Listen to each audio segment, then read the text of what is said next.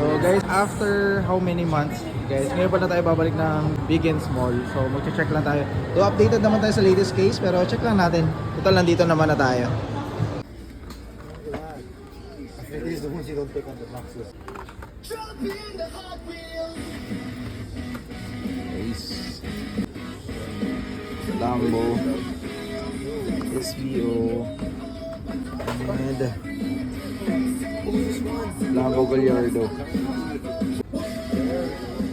Dahil wala na siya eh. 80th anniversary Colt Combi, dami pa. Yung GT Race is may mga ilan pa po na Forza 5 pack, of course marami. Yan pa, sobrang dami.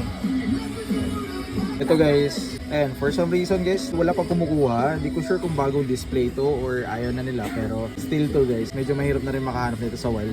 Siyempre kukunin natin to. Actually dalawa dapat yung kukunin natin guys, itong Gallardo, pero dito na lang tayo. Pang ganito lang yung budget muna natin.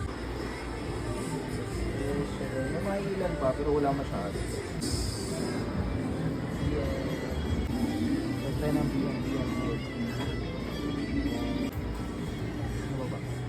Yun sin. Tignan natin kung ano ito yung tignan natin ano siya, 450.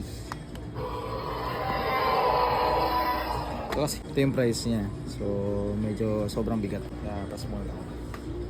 Sumula tayo guys. Ito guys, ito yung pinaka favorite kong classic na or old model na Mitsubishi, yung Celeste nila. So, ito na lang muna guys, kunin natin. Yung Lancer Celeste, tsaka yung Porsche 911.